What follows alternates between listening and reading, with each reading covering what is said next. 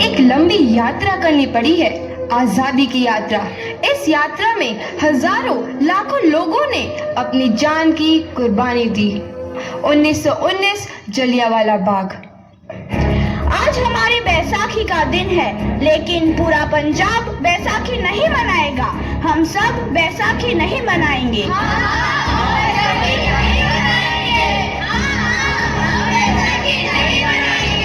जब तक हम अंग्रेजों को भारत से बाहर नहीं निकाल देते, पूरा पंजाब बैसाखी नहीं मनाएगा। अच्छा, तो तुम सब हमारा विरोध करता है, भाग जाओ यहाँ से, इसका अंजाम बहुत ही बुरा होगा। हम नहीं जाएंगे, तुम लोग जाओगे। हमें नहीं, तुमको भारत से भागना होगा। Soldiers, fire!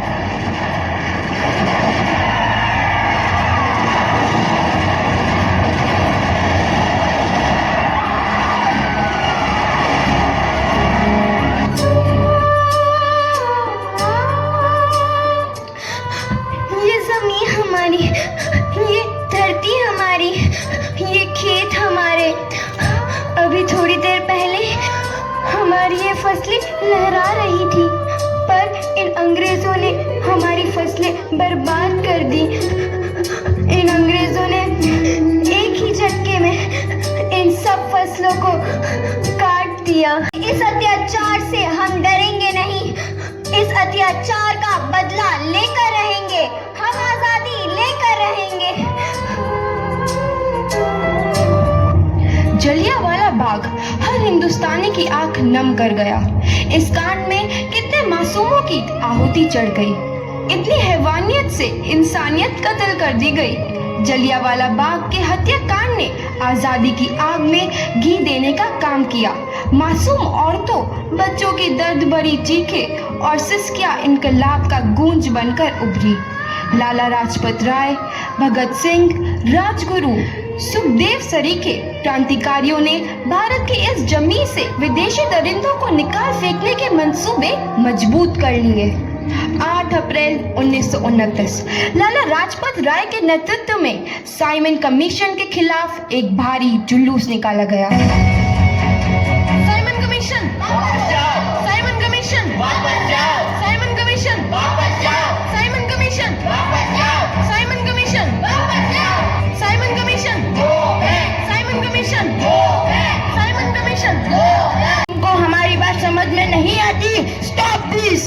साइमन कमीशन नहीं मानता। आई से स्टॉप दिस! लाला जी, आप आगे बढ़ो, हम आपके साथ हैं। लाला जी, संघर्ष करो, हम आपके साथ हैं। लाला जी, संघर्ष करो, हम आपके साथ हैं। लाठी चार्ज करो!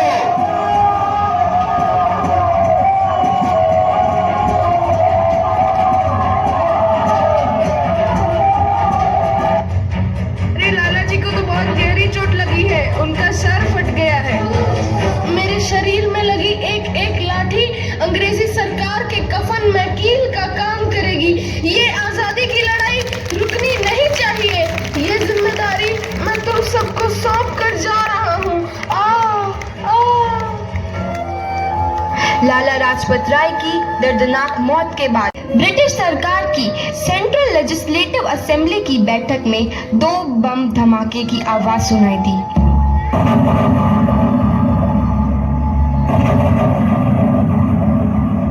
इन धमाकों ने अंग्रेजी हुकूमत को हिलाकर रख दिया।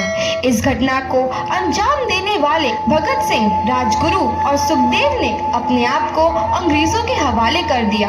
1930 को अदालत ने अपना फैसला सुनाया।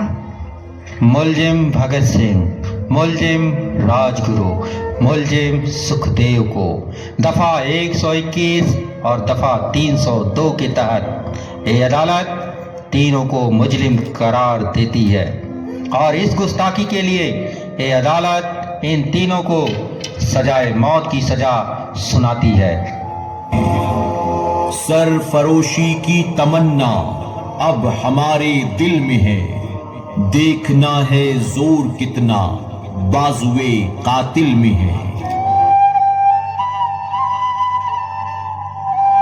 भगत सिंह और किसान सिंह ਤੁਹਾਡੇ ਮੁਲਾਕਾਤ ਨਹੀਂ ਆਏ ਨੇ।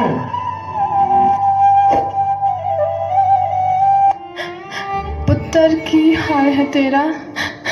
मैं चंगा हूँ माँ, फिक्र करने की कोई गल नहीं। पुत्र, मेरा दिल तेरी तरह पत्थर दिल नहीं होगा। तेरी ये गला सुन के मेरा कलेजा फटे जा रहा है। माँ, मेरा दिल कोई पत्थर जैसा नहीं है, एक वतन परस्त का दिल है जो मेरे देश प्रेम के जज्बे को ताकत देता है। बेटा, मेरा लाल। माँ, आज मेरी तपस्या पूरी होने जा रही है। जे तू रोई तो मैंने तकलीफ होइया। सोच, तेरा पुत्र आज शादी करने वास्ते जा रहा है। फर्क केवल इतना है, वो घोड़ी पर नहीं फांसी पर चढ़ने वास्ते जा रहा है। कल तू एक शहीद की माँ होगी माँ। पुत्र भगत, तू इतनी छोटी उम्र में हम सबको छोड़ के चला जाएगा? तूने जिंदगी में देखा ही क्या है पुत्र? मैंने अपनी माँ देखी है, जिसने मुझे एक ही बात बताई है कि बेटे, अपने देश के लिए एक बार मरना 100 बार जन्म लेने के बराबर होता है। अच्छा माँ, अब आशीर्वाद दे, आखिरी बार विदाई लेने का समय आ गया है। भगत, मेरे लाल।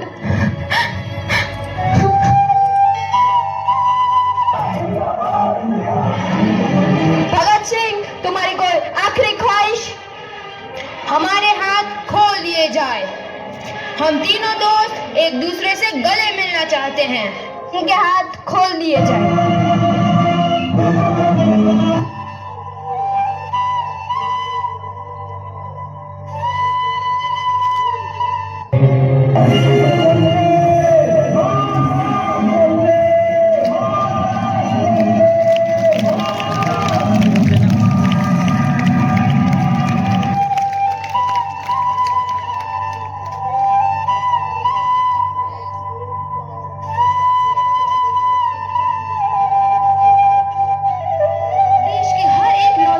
मन में आजादी की नई उमंग हिलोरे लेने लगी। अंग्रेजों भारत छोड़ो का नारा जोर पकड़ रहा था। सबने एक आजाद भारत का सपना देखना आरंभ कर दिया था। हर कोई अपने अपने ढंग से इस महायज्ञ में अपनी आहुति दे रहा था। सुभाष चंद्र बोस, रानी लक्ष्मीबाई, तात्या टोपे और मंगल पांडे जैसे शहीदों की कुर्बानी रंग लाई। 15 अगस्त 1947 को भारत आजाद हुआ।